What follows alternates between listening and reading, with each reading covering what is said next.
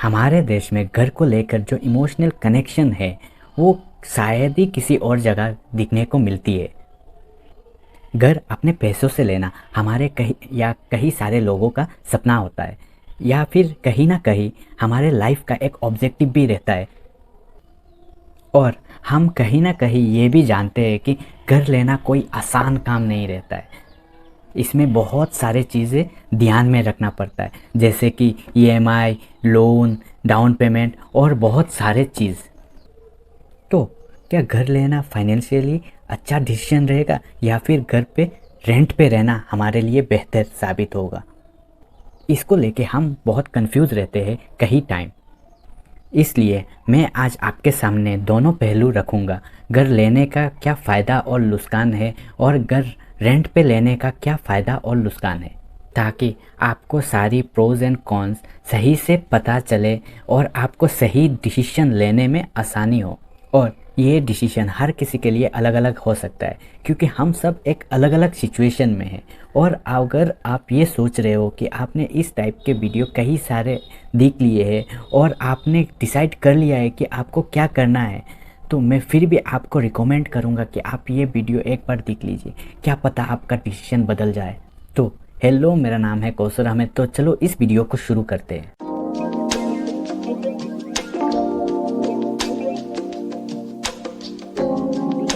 तो हम जो सोचते हैं कि घर लेना 20 लाख या 30 लाख या 50 लाख का, घर का कॉस्ट सिर्फ यही नहीं रहता, इसके साथ और भी कई सारे कॉस्ट आता है जिसे हम ऐसे ही इग्नोर नहीं कर सकते। तो पहले हम जानते हैं कि घर खरीदने पर कौन कौन सा कॉस्ट इंक्लूड होता है। डाउन पेमेंट, लोन पे interest, maintenance cost, broker cost. अब जाहिर सी बात है, अगर आप घर लेने जाए तो आपने ज़रूर होम लोन के बारे में एक बार सोचा होगा। एक साथ सारे पैसे को पे कर देना, I don't think it's a good move. और अगर आपने लोन लिया तो उस पर डाउन पेमेंट भी आपको देना होगा और उस पर इंटरेस्ट भी आपको पे करना होगा।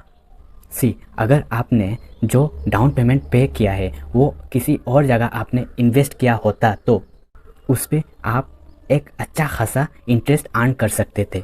और आप जो लोन पे इंटरेस्ट पे करोगे वो अगर आप किसी और जगह इन्वेस्ट करते तो उसमें एक अच्छा खासा रिटर्न आपको मिल जाता और उससे एक अपने लिए एक अच्छा वेल्थ आप बिल्डअप कर सकते थे। इसके बाद आता है मेंटेनेंस कॉस्ट। ये तो कॉमन है, आपको साल में एक बार अपने घर का मेंटेनेंस करना ही होगा। अगर हम राउंड फिगर में बात करें तो घर का टोटल कॉस्ट जो है उसका 1 या 2% आपको मेंटेनेंस कॉस्ट लग जाएगा। इसके बाद आता है ब्रोकर कॉस्ट। ये जब आप ख़रीदोगे घर तो आप किसी ब्रोकर को पकड़ के ही ख़रीदोगे, उसको कुछ अमाउंट आप पे करोगे। ये कॉस्ट को भी आप ऐसे ही तो जाने नहीं दे सकते, इसको भी आपको पकड़ना होगा। तो आप जानते हैं कि घर रेंट पे लेने के बाद क्या क्या कॉस्ट इंक्लूड होता है। Rent payment, advance rent amount. Rent payment जो हम हर महीने जो पे करते हैं वही रेंट पेमेंट है। और एडवांस रेंट अमाउंट वो है जो हमें कभी कभी एडवांस कुछ अमाउंट पे कर देना होता है। हालांकि ये अमाउंट हमारे रेंट पे एडजस्ट हो जाता है, फिर भी हमें ये अमाउंट को पकड़ना तो पड़ेगा ही। हाउस रेंट कभी भी फिक्स नहीं रहता है, ये साल भर साल कुछ अमाउंट तो बढ़ता ही रहता है। फिर भी अगर हम कंपेयर करें इसे हमारे घर की ईएमआई से, रेंट काफ़ी सस्ता रहता है हमारे लिए। इसके साथ आप कौन से स्टेट पे रह रहे हो या कौन से सिटी पे रह रहे हो, इस पे भी आपका रेंट अमाउंट डिपेंड करता है।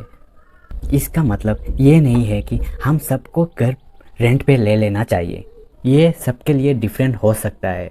आपको घर ख़रीदना है या फिर घर रेंट पे लेना है, इसके पहले आपको एक कंप्लीट कैलकुलेशन करना चाहिए। चलो हम एक राउंड फिगर पकड़ के एक कैलकुलेशन करते हैं। मान लो आप 20 साल का लोन करते हो एक घर ख़रीदने के लिए और उस घर का टोटल कीमत है 50 लाख रुपया। इसके लिए आपको सबसे पहले इसका डाउन पेमेंट देना होगा जो है 20%, जो होता है 10 लाख, और बाकी बचे हैं 40 लाख। अगर आप 9% का हिसाब से 20 साल के लिए होम लोन लेते हो तो 20 साल के लिए आपका EMI पड़ेगा 37,000। और अगर आप 20% टैक्स बेनिफिट के अंदर आते हो तो आपका EMI पे जो टैक्स है उस पर आपको टैक्स बेनिफिट भी मिलेगा। तो आपका इफ़ेक्टिव EMI 7.2% के हिसाब से आपका 31,500 निकल के आएगा। और ये आपको 20 साल में टोटल 36 लाख पे करना होगा। और इसके साथ आता है मेंटेनेंस कॉस्ट, जो ऑलमोस्ट 1% हो जाता है घर के वैल्यू का, जो आपको हर साल पे करना होगा। तो अगर हम 50 लाख का 1% ले तो ये निकल के आता है 50,000। और ये अमाउंट हम 20 साल के हिसाब से पकड़ लेते हैं तो 20 साल के बाद ये हो जाएगा कि 10 लाख रुपया। और साथ में आएगा कि ब्रोकरेज फ़ी, जो अब तक हमने ऐड ही नहीं किया है। तो ये कैलकुलेशन जितना आसान दिखता है उतना आसान होता नहीं है। यहाँ पे देखिए, हमने घर ख़रीदा था बस 50 लाख का, और बाकी सब कॉस्ट इंक्लूड करके ये अमाउंट जाके हो गया 96 to 97 लाख। और अगर आपने ये पैसा किसी अच्छे म्यूचुअल फंड या किसी और जगह पे इन्वेस्ट करते तो आप 20 साल बाद आराम से ये घर या इससे अच्छे या इस लेवल के ही घर आप कैश अमाउंट दे के आप आराम से ख़रीद सकते हो। तो अब पकड़ते हैं घर रेंट पे लेने के टाइम क्या कॉस्ट निकल के आता है। यहाँ भी हम 20 साल के लिए रेंट लेते हैं और हम यहाँ हर महीने 15,000 रेंट दे रहे हैं, तो साल का हमारा हो जाएगा कि 1,80,000। और अगर हम 20% टैक्स ब्रैकेट के अंदर आते हैं, हमारा ये कम हो के आ जाएगा कि 1,44,000। और अगर ये रेंट हर साल 8% के हिसाब से बढ़ता है तो 20 साल बाद आपको टोटल 66 लाख पे करना होगा। तो यहाँ पे आपने 24,000 हर महीने बचा लिया। और ये 24,000 अगर आप किसी म्यूचुअल फंड पे इन्वेस्ट करते और इसमें आपको सबसे कम 10% रिटर्न मिलता तो ये 20 साल बाद आपको ऑलमोस्ट 2 करोड़ रुपया प्रॉफिट में ही मिल जाता। अगर आपको म्यूचुअल फंड के बारे में इतना नॉलेज नहीं है, वो क्या है, कैसे काम करता है, आप ये वीडियो जाके देख लीजिए, आपको सब कुछ क्लियर हो जाएगा। मैं इस वीडियो के डिस्क्रिप्शन पे भी लिंक दे दूंगा आपको। तो एट लास्ट आप खुद डिसाइड कीजिए आपको क्या करना है। आपको घर ख़रीदना है या घर रेंट पे लेना है। मैं आपको पूछूंगा कि अगर आप डाउन पेमेंट कम से कम 60 to 70% आप दे सकते हो तो मैं आपको ज़रूर सजेस्ट करूंगा कि आप घर ख़रीदने चले जाओ, क्योंकि आपको बस थोड़ा अमाउंट ही आपको लोन पे लेना है। और बाकी अगर आप सोच रहे हो कि आपके पास बस 10% ही डाउन पेमेंट है, आप जो घर ख़रीदना चाहते हो उस घर के हिसाब से 10% ही आपके पास डाउन पेमेंट है और बाकी सब आप लोन पे जाना चाहते हो, तो मैं तो सजेस्ट ये करूँगा कि आप उस चीज़ से थोड़ा दूर रहो फ़िलहाल के लिए। और आप वहाँ जो पैसा इन्वेस्ट करना चाहते हो वो पैसा किसी अच्छे म्यूचुअल फंड पे इन्वेस्ट करो तो आपको अच्छा रिटर्न मिल सकता है। और बाकी मैंने आपको बता ही दिया आपके लिए क्या सही है और क्या गलत है। मैंने तो इस वीडियो में आपको हर प्रोज एंड कॉन्स आपको अच्छा से समझा ही दिया।